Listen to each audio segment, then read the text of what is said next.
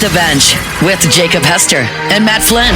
Okay, here we go. Where the plays get broken down and science gets denied. Yeah, they said I got to come off the bench. Hour 2 of Off the Bench, live from the Raising Cane studio.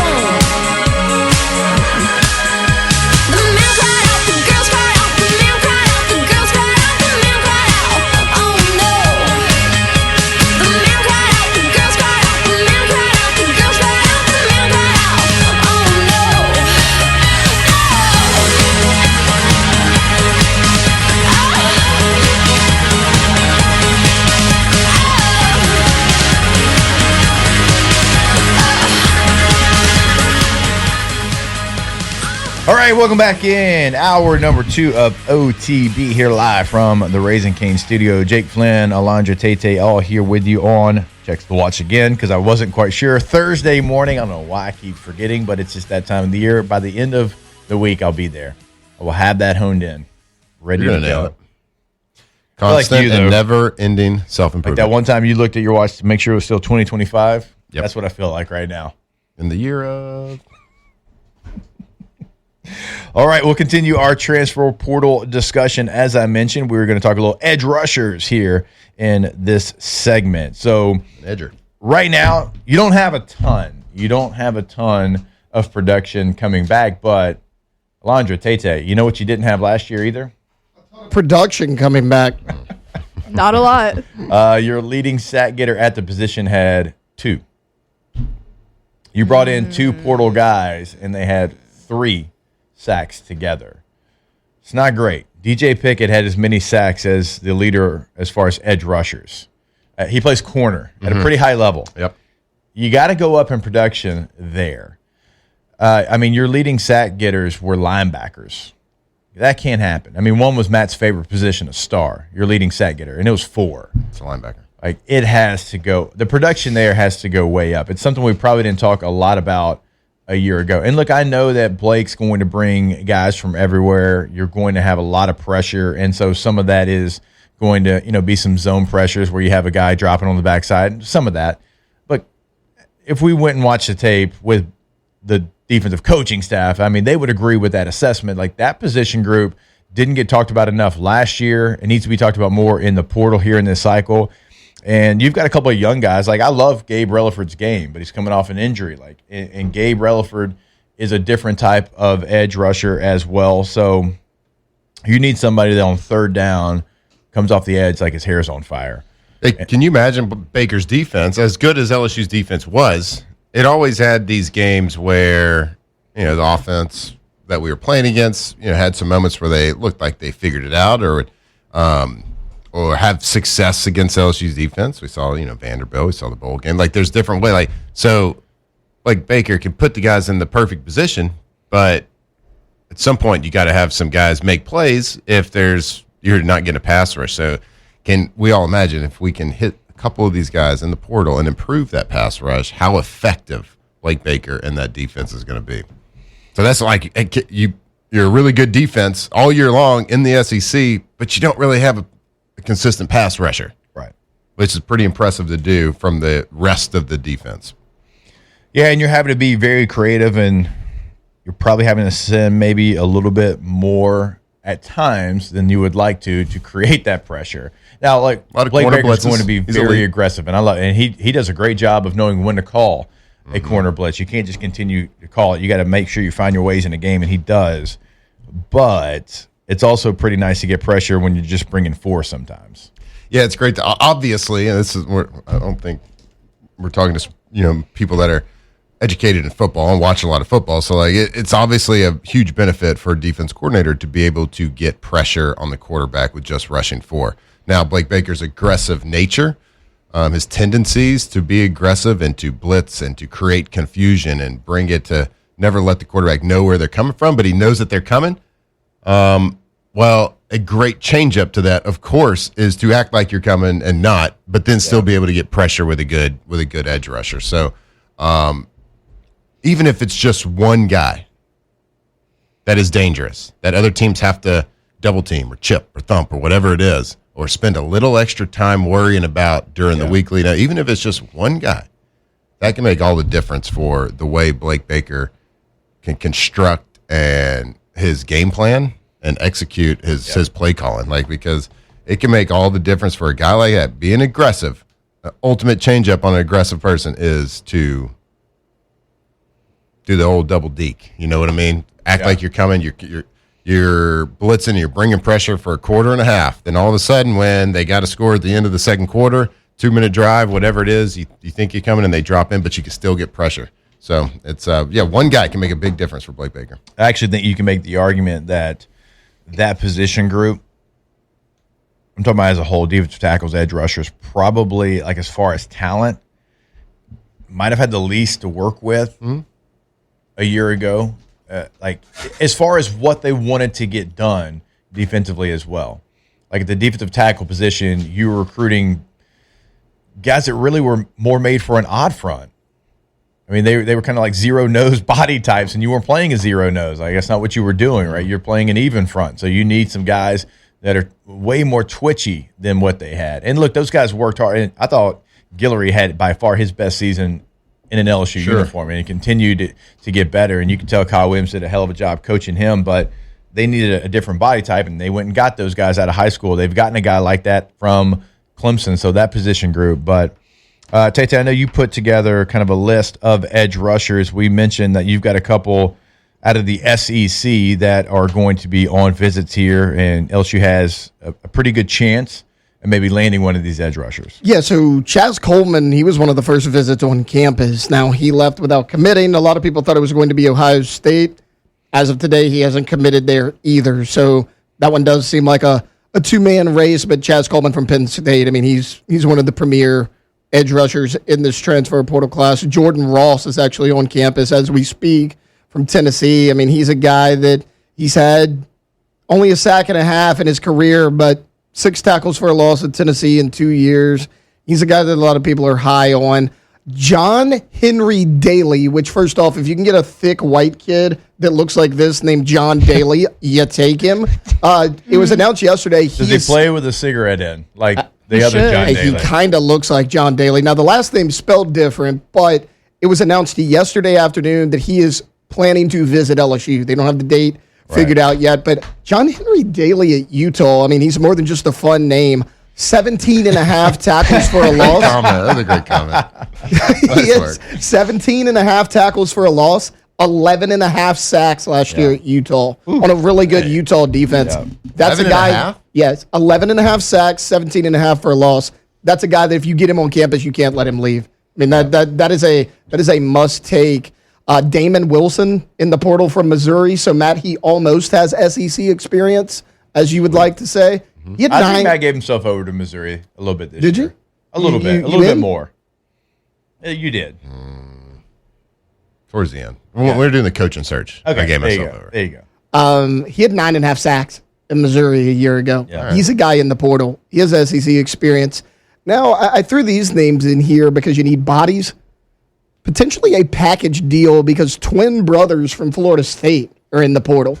Mandrell Desir and Daryl Desir. Now, Daryl didn't play a ton. He had a sack and a half last year, played in 12 games, but only 23 tackles. But Mandrell Desir, 7.5 tackles for a loss, 6.5 sacks, started all 12 games for Florida State a year ago. Can you get both of those guys on campus with a John Michael Daly, with a Jordan Ross? All of a sudden, your pass rush looks really good. Yeah, there's a couple of names, and we mentioned Jordan Ross before we went to break out of Tennessee. Jalen Brown out of South Carolina is another guy to pay attention to. He is 6'5", 265 out of Madison, Alabama, coming over from South Carolina, and a sophomore, so would have multiple years. But I think he has a red shirt because he spent all last season injured. You could, because only played in 2 games last year, so you could use that. And some people take full advantage of it. If you're smart, you take full advantage of it with the money they're paying in college now. Yeah, right. Some people don't take, but you're right. I mean, he would have Yeah, he'd have at least 4 more years Yeah. to be able to go out there. So, you're trying to build a roster. You're trying to build some foundation. Now, it is very difficult. Again, Coach Mulkey was great yesterday, I thought, like trying to make sure, like you think, you got this freshman, you're going to have this foundation down the road in 2 years. Like you can't really think that way anymore. But just off body type and based off some of the rushers they've had from South Carolina, and you hired the South Carolina defensive line coach, there's ties there. So if a coach that was at somewhere goes somewhere else and he wants to bring that guy in for a visit, he saw him practice every single day. He knows what he was out of the high school ranks in recruiting as well. So that's another name to pay attention to. Yeah. You just mentioned, if you haven't listened to that interview with Coach Kim Mulkey, go check it out on our socials or YouTube. Or it's really great insight from the coach's perspective on all the transfer situations and the portal situations, and the potential of only having people or players in 1 year and having to kind of like speed up the process. What I found so interesting, speed up the process on how you coach and teach and get people acclimated. But a really great stuff from Coach Kim Mulkey yesterday, as always. But yesterday I just found it a little bit more fascinating just because of all the portal talk and all the conversation we've had of whether you like it, love it, whatever it is, it's here to stay, and it's here right now. And it's just kind of, I found it extremely interesting. But I'm listening to y'all talk about all these different positions and these players, the different positions, stars, kind of hopefully going big game hunting a little bit throughout the country at different positions. If there's one person out there, I guess you would say the DeMond guy for this question would be probably number one. But outside of him, outside of that quarterback position, who is getting on a visit here courtside seats? Who is worthy of a courtside seat of all the position groups at a basketball game? I think as of right now, John Henry Daly. I mean, that's the biggest edge rusher that you have. I mean, 11 and a half sacks a year ago, and you could say that when you said that stat, that's what got me thinking. I was like, if we get him here, do you put him courtside? Is that like the kind of treatment maybe a women's game at a big time SEC game? Maybe skip the men's game. Didn't go well with Sam Levitt. More big time. I wish we could wait till baseball. Right. Yeah, it's true. Right. Unfortunately, we got rid of that portal. Yeah, I mean, you can't do it anymore. But portal window. No, it's John Henry Daly. You would want it to be an O lineman. As of right now, there's no big time O lineman scheduled to visit LSU. So the guys that have announced they are visiting LSU, I think it's him.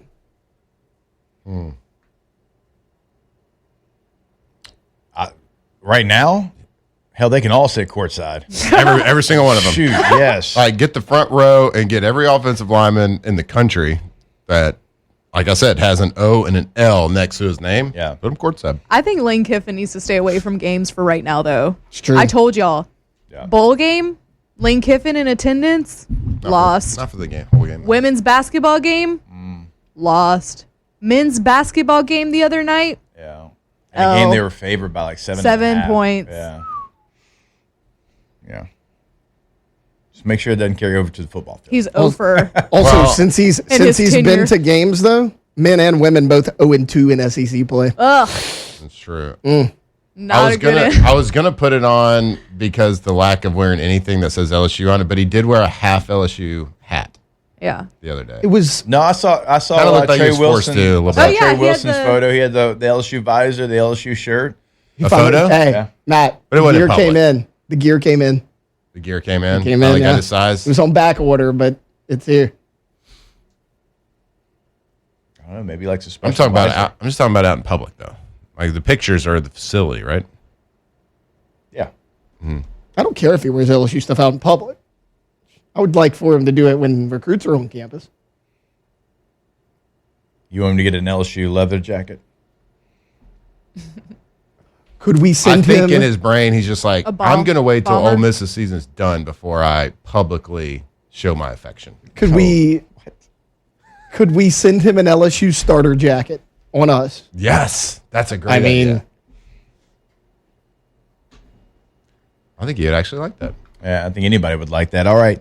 We will step away. More OTB coming back your way when we jump back live from the Raising Cane studio. Off the bench.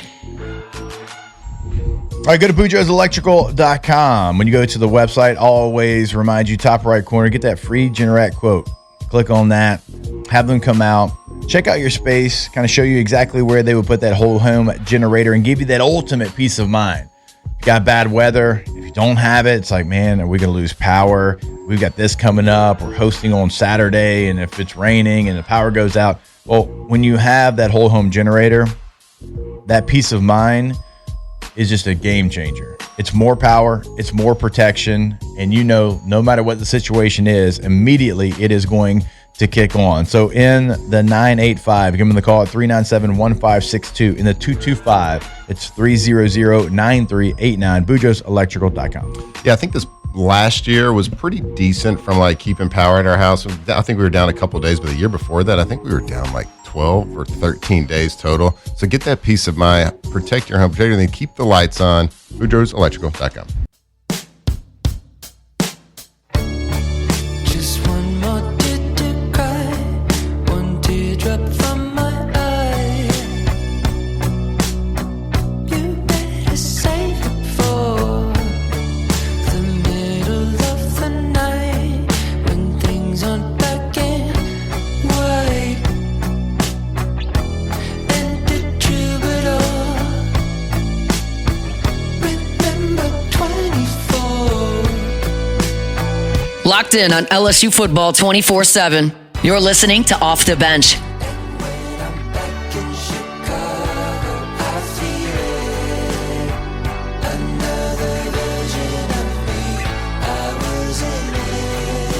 All right, welcome back in. OTB here live from the Raising Cane studio. Talked all things transfer portal here in the first hour plus of the show.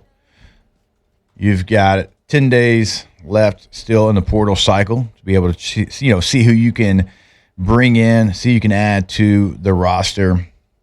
And I know we've talked a lot about other positions. I know we've talked a lot about having to add some depth pieces as well, not just starters at other positions. But what's the nerve level when it comes to quarterback? Because it's been Very nervy. all right, Trinidad Chambliss, if he gets a waiver, maybe he comes over Win Lane and Charlie Weiss Jr., and then it was like, okay, well, you're going to turn your attention to Brendan Sorsby, and then he decides to go to Texas Tech, and then Sam Levitt's at the basketball game, and then, obviously you have a situation, it's like, man, Washington's quarterback just went what? He just went into the transfer portal, and like obviously that was a lot of news, and there's a lot of news, there's a lot of things, but the thing hasn't ended with LSU getting a quarterback out of the transfer portal. Right. And you can only base your current feelings on what you know currently.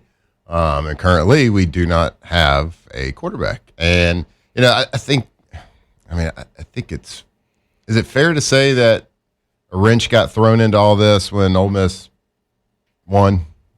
Is that fair to say?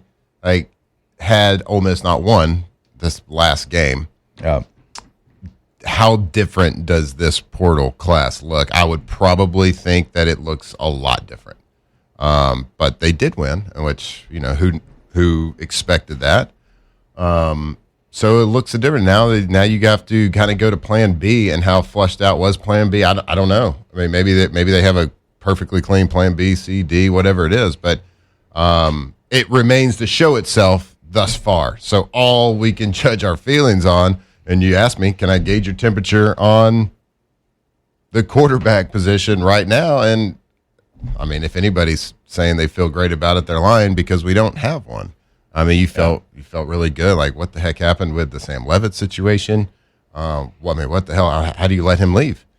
The situation with Damon Williams, Damon Williams in Washington. Like, who really knows what's going on, unless you have, like, super intimate knowledge of that contract and how all that's working and how the courts are going to see it or whatever. Like, it's a messy situation. Now, maybe it all works out and he becomes an LSU Tiger. Right. Then at that point, it's like, okay, well, I feel good about the actual quarterback. Maybe I don't love the situation and how it happened. Right. Like, might have been their number one target the whole time. And you got him, so that's a huge win from a quarterback position, from a football standpoint. But you just don't really know how it's going to play out. So as of right now, you got to assume it's not going to happen, because it hasn't happened. So until that point, you got to remain a little bit cautiously, not even cautiously optimistic, just cautious. I guess. This isn't a situation where you want to go get a top-tier quarterback, you want to go get a star, but, you got a young guy who you feel really good about, who you recruited through the high school process, who's maybe a redshirt freshman or a sophomore. It's like, it's not ideal, but we could fall back on that. Like, you don't have that situation either. Like, you have a preferred walk-on right now on your roster, right? Garrett Nussmeier graduates. He moves on. Micah Van Buren, he actually committed to South Florida yesterday. Like, he was your starter for the back half of the season. He has moved on. Even a guy that wasn't a quarterback here that wanted to play quarterback, like in Juwan Johnson, like that guy's moved on. He's at Syracuse now. Mm-hmm. Colin Hurley, not with the program. Like, you don't have anyone on scholarship right now. Yeah. And look, so you got to add multiple quarterbacks, not just one. And I know you still have another high school signing period, but like those guys have all made their decision. Like are there any of the top recruits left in high school? I'm sure there's some that couldn't make a clear decision, or the team they wanted to go to hired a new coach and maybe they decided to wait. I don't have a knowledge of that, certainly. But, and like I said, you can only gauge your feelings right now on what is happening right now. And currently right now, you don't have anybody. Now, who's to say that the next star quarterback for LSU, the next guy that could potentially take you to a national championship, be in Heisman talks, whatever, who's to say anybody on radio has even talked about him, even knows who that is going to be? Of course, the most recent example of that is Trinidad Chambliss, who, of course, Lane brought in and coached and installed and played in his offense, blah, blah, blah. We know that. We get it. Maybe that guy is out there, and we have to hope that it is. But you're not going to know that until midseason next year. Certainly Ole Miss didn't know that he was going, or at least the fan base didn't know that he was going to be this version of Trinidad Chambliss. Like, good luck before the season. Do you think at SEC Media Days there was one question asked to anybody at Ole Miss about Trinidad? No, because Austin Simmons was there. So you just don't really know. So you got to hope that you get the guy you think it is. But we've talked about for weeks. You got to get 2, probably 3. You got to get 2, probably 3. Well, before you get 2, you got to get 1. So who's that first one going to be? If it gives any context to the Damon Williams situation, which is still kind of messy, Bo Prabula is visiting Washington, so they're already looking at other people to go. They have to. They got to, too. They got to cover themselves. Absolutely. So nobody really knows how the Damon Williams thing is going to work out. But to go back to if Ole Miss would have lost, would it be different? I think I'm the only one that disagrees. I don't really feel like it'd be much different. Like, I feel like whenever Lane left, it was pretty clear that the players were not happy with him. So I don't really feel like many of them would have followed him or still will. I mean, maybe a few will, but Kawan Lacey said that he wouldn't. Like, he's going back to Ole Miss. If Trinidad gets a 6th year, he's going back to Ole Miss. Like, I didn't think that too many people would have followed him over here. I do think them winning probably changed the math for some people, for sure. It gave Ole Ole Miss some momentum. I had heard rumbles of Juan Lacey was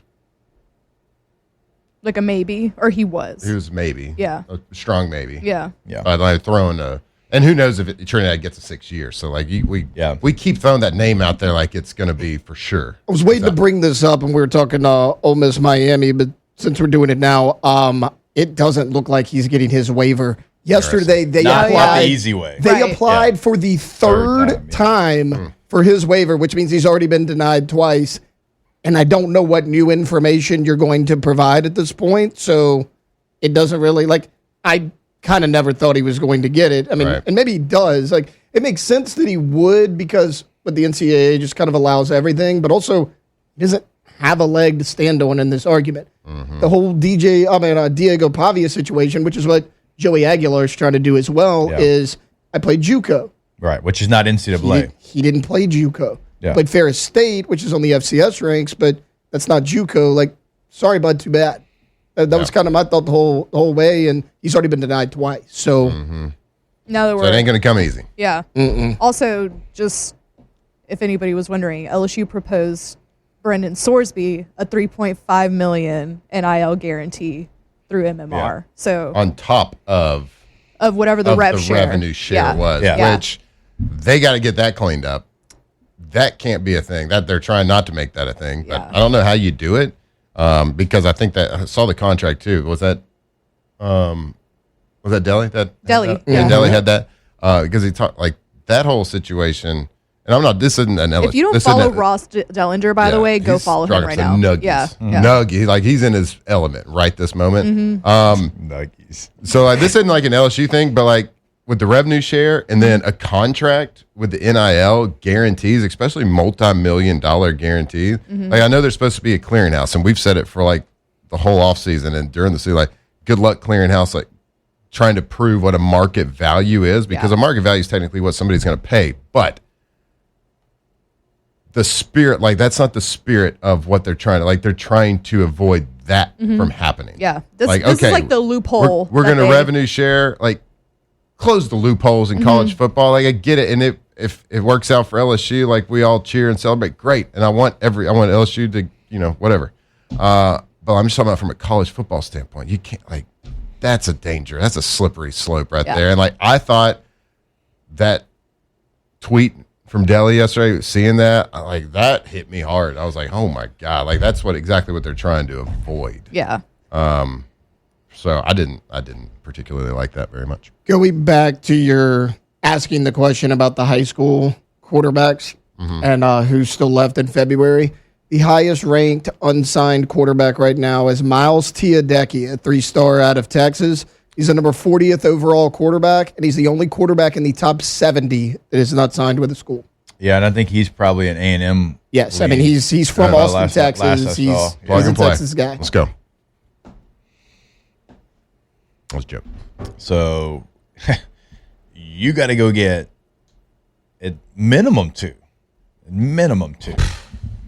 So you would think like right now, Like I don't like Emil Picarella, and I know what he is. He's a preferred walk-on. He's a good player. Yeah. He could Like play. he is a good. Like yeah. he has opportunities to go play in college. He wanted to walk on at LSU. So I mean, kind of like a guy like Jordan Reaver, like we always talk about, like one of our old teammates. Like he had the chance to go. So like if that was your three, that's not a doomsday situation like it would be in most cases. So I do want to get that out there. But yeah, got to go get two guys though. Got to.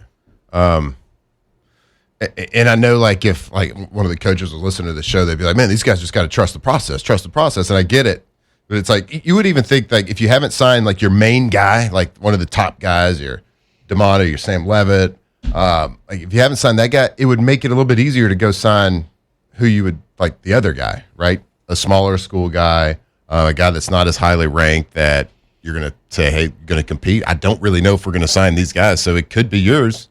Like you would think that would. Knowing you got to sign at least two, you would think that second tier guy might have kind of like flushed itself out now. But I get it. We'll trust the process. Hold the judgment. Incomplete until the 18th. Then we give a hard grade. And not one of those ones where like if a teacher draws an F, you draw a line, then a plus, make it an A plus. Can't do that. It'd be a hard grade. What movie was that? I don't know. How's it going? What movie was it? It was a guy like cheated on his test and like blatantly cheated. And he walks down and the professor's like, "I'm not grading that. I saw you cheat the whole time." It's like, "Do you even know my name?" He's like, "No." He's like, "Perfect." Throws all the other tests in the air. Oh, yeah. Good. Nice pull. That's how you ensure that you get an A. All right, we will take a break. More OTB when we come back. Before we do that, though, if you're looking for a bank that feels personal again, that is First American Bank and Trust, a community bank serving Southeast Louisiana for over 110 years. It's even older than Matt and I. They treat you like a neighbor, not just an account number, with products that fit your life: checking, savings, mortgages, personal and business loans, and of course, a free mobile banking app so you can manage your money on the go. With local decision making and people who live right here in this local community, banking is easy, personal, and convenient. You can visit them at FABT.com. Again, that's FABT.com to open an account online, quick, secure, and build around you. FABT.com, First American Bank and Trust. All right, we'll take that break. More OTB when we jump back. Off the bench. From the locker room to the airwaves, it's Off the Bench with Jacob Hester and Matt Flynn.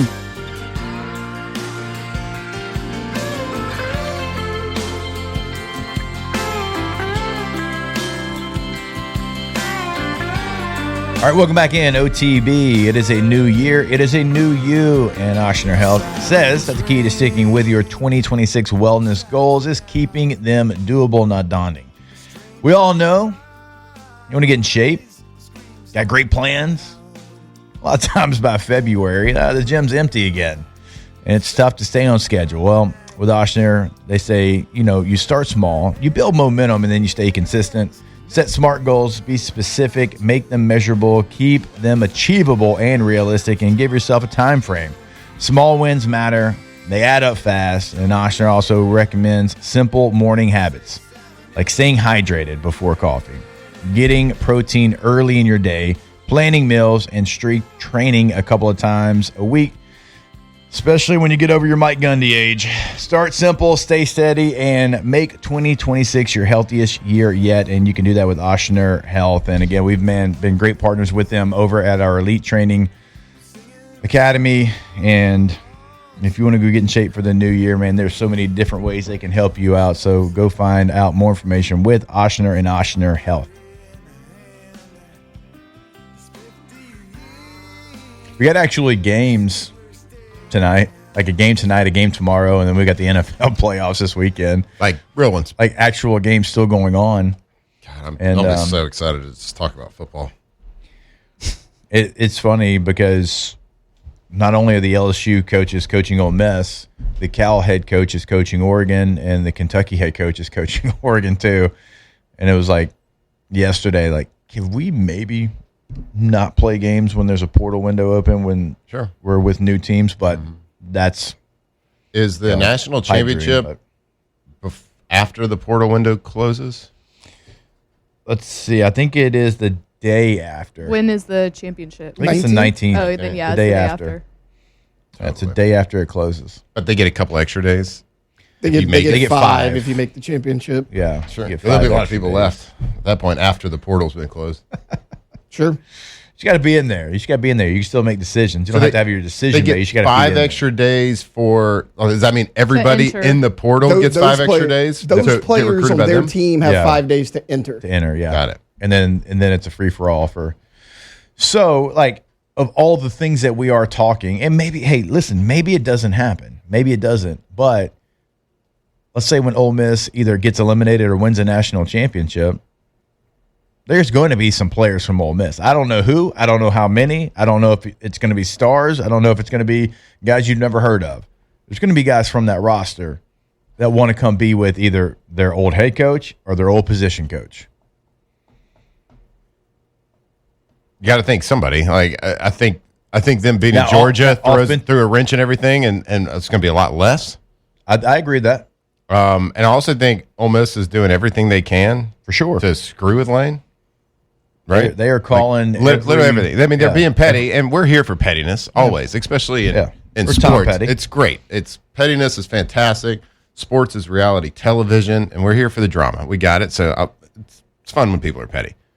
I think they're going to do everything. I think they'll overpay to take LSU players, and I think they'll overpay to not let their players go to LSU. Yeah. I just think that's going to happen. I think they got pissed off enough boosters that'll say, nah, I'll pay whatever it takes to screw over Lane. Yeah. I really do. I feel that. I think you're right. So my question is, I got a question. Well, I'm going to start with this question.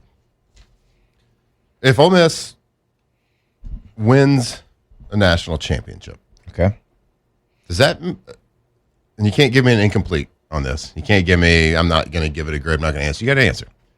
Does Lane Kiffin look better or worse if Ole Miss wins the national championship? I mean, I don't know. Because obviously it's his team. Yeah, like I don't know why he would look. I don't know why it would make him look worse. I think it would make Pete Golden look great. For Pete handling that situation. And I'm not even going to act like I don't like Pete. I like Pete a lot. I've known Pete for a long time. I think he's doing a hell of a job. Yeah. Considering the circumstances, the way he's been able to balance everything, I don't think it's going to make Lane Kiffin look worse. I mean, it's a team that was built like with his vision in place. And the guy's going to be calling your plays. Charlie Weiss Jr. is still a massive part of why they would win a national championship. I agree with you. I think like the national outlook on it would be, well, they did it without him, right? They don't need him, blah, blah, blah. I think that would be that'd be the narrative painted, and certainly narrative painted by Ole Miss and other coaches that recruiting against LSU, right? That would be the narrative. But I agree with you. It certainly wouldn't make him look worse. So, but it kind of drives me to the next thing. Is like if Ole Miss is doing everything they can, right, to mess with Lane, is there a scenario in which if Ole Miss wins today, Lane makes those coaches come to LSU?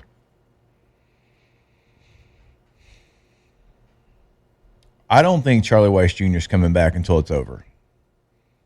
Was he's forced? I don't think he. I don't know what those conversations are like. Yeah. We're not in those meetings, but it feels like he has made it abundantly clear. I am not coming back. It's kind of fun to think about, though. Say, Ole Miss, you're trying to mess with me. Yeah. Guess what? I'm gonna snatch your coaches up. Yeah. Before the national championship game. It's not even like and Kevin Smith's good coach. He's a hell of a player too. It's Charlie Weiss Jr. Like that's the one. Yeah. Because he's calling the plays. Yeah, he's been calling plays all year. Yes. That's the one that Lane's system that matters. Yeah, Lane's system, Charlie Weiss Jr. calling them. That's why LSU paid Charlie Weiss Jr. It's why they're paying him as much as they are. They understand that as well. What was it, 2? What is it? A lot. It's a lot. Multi-million. It's a fun scenario to think about because, like, look, if anybody would do that, like, someone that doesn't, like, care what the outside world says, right? And I think it threw a wrench in it, and I know Lane's cheering on Ole Miss, but, like, did he really think they would win? Did he really think they were going to beat Georgia? Now, does he really think they were going to make it to the game and it's going to drag on till late January?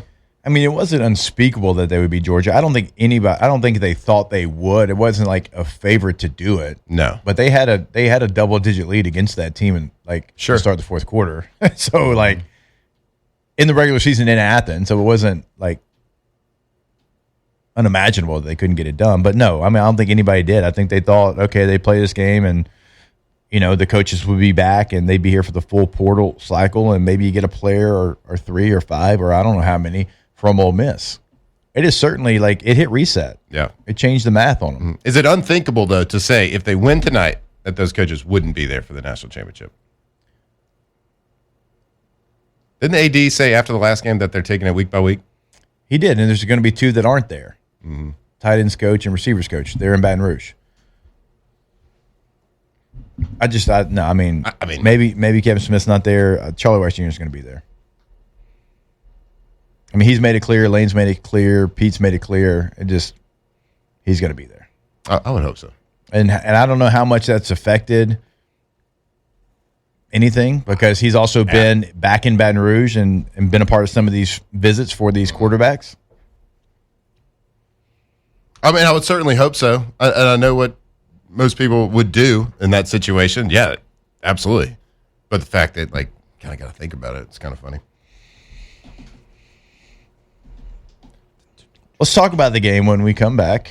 It is Ole Miss Miami. Miami is a favorite in this contest. Miami is a 10 seed, but they are not playing like a 10 seed. They just took down number 2. They went on the road, took down Texas A&M as well. Very impressive win. Miami is certainly thriving.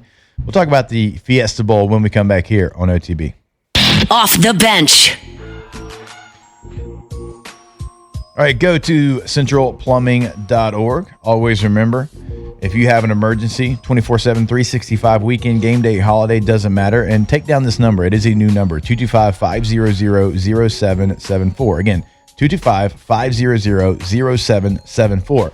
And it's not only in emergencies, but they're always going to be there for you in case it is an emergency. But if you're looking to remodel at your home, at your business, they can get that done as well. Something big, something small, something in between. They have got you covered. If you want to go tankless today, never run out of hot water again. You get home late, you got to do the dishes, the laundry, you still got to shower. You can do all of it at the same time because if you go tankless, you never run out. You can get that done with Central Plumbing. That's right, Central Plumbing, centralplumbing.org. And I can tell you from experience, whether it's a commercial job, whether it's a residential job, they are the best in the business. Been doing it a long, long time right there, centralplumbing.org. If you got a project, make sure you give them a call or go see them, centralplumbing.org. From the locker room to the airwaves, it's Off the Bench with Jacob Hester and Matt Flynn. We used to be every day together, always. I really feel that I'm losing my best friend. I can't believe this could be the end. All right, welcome back in OTB. I remind you about folks over at Russell Pool Company. RussellPools.com is the website. You want a dream pool? Call Russell. They're going to make sure that it gets built in your space every single time. And it's what your dream pool is. You're not just going to build a rectangle, kidney-shaped pool. Now, if you want one of those, if that's been your dream, they can certainly do it. But when you go to the homepage at RussellPools.com, I think you'll see that clearly that they got bigger dreams in their mind as well, because they can do whatever it is. Any kind of feature that you want, they can get it done. And if you don't know what your dream pool is, but you're in the process of building a pool or drawing up designs, maybe you take something from here, take something from there. Go check out their gallery of work on their homepage. Financing options right there on their homepage as well. Contact information, top right corner of the website. Let them build your dream pool in your space. Go to RussellPools.com, RussellPools.com. All right, we do have the Fiesta Bowl coming up tonight. Glendale, Arizona. Miami, one of the top 5 defenses in the country. Ole Miss, one of the top 5 offenses in the country. When you look at team stats, as far as total yards, Ole Miss is number 2, only behind North Texas. 496.2 yards per game. When you look at points allowed defensively, Miami only gives up 13.1 points per game. Sacks, Miami, number 1 in the country, 46 sacks. They can get after the quarterback, and they can get after the quarterback only rushing 4. They have elite edge rushers. Jason Taylor, Hall of Famer, gold jacket, Miami Dolphin, is the guy coaching them. So they got all the tricks of the trade there as well. That unit has been incredible. I think that could be a key to the game because you don't have to send extra guys to get pressure. Now, Trinidad Chambliss is a magician back there. We saw what he did against Georgia. Now, Georgia didn't have great discipline in their lanes. You bring a nickel blitz off the edge and you rush the wrong shoulder. Right, you got to go to the back shoulder, you go to the front shoulder, and then Trinidad Chambliss notices that, spins out, makes a play. Miami, that's the best thing that they do is get after the quarterback better than anybody in the country. This is going to be a very difficult challenge for Ole Miss. And then Miami, on the other side of it, can they score enough points if it does turn into a little bit of a shootout? Do they have what it takes? Can Carson Beck make enough plays? Because Miami in this playoff, they've played strong defense, strong running game, make enough plays by a quarterback when those plays present themselves. Yeah, I think this is – I'm super intrigued. I can't wait to watch this game. I'm super intrigued to see the Ole Miss offense versus the Miami Hurricane defense because how dominant that defense has been. They dominated, flying around against A&M. Ohio State, dominant. Just a performance. They're talented. They play with high effort, like their hair's on fire. But the best way to beat that, I actually like the Ole Miss offense matchup on it because when you play aggressive defenses like that, that's why this lane, of course, Charlie Weiss called offense, but this lane designed offense is so good against aggressive defenses. Because what do? Especially with quarterback like Trinidad Chambliss. They move the plane of the quarterback. They move the pocket around. They play left to right a lot. They hurry up. I loved the matchup of LSU's defense because how aggressive we were. I didn't realize how fast of a tempo that Ole Miss's offense ran. And the best way to nullify an aggressive defense that has high sacks is to go fast because you can't be creative.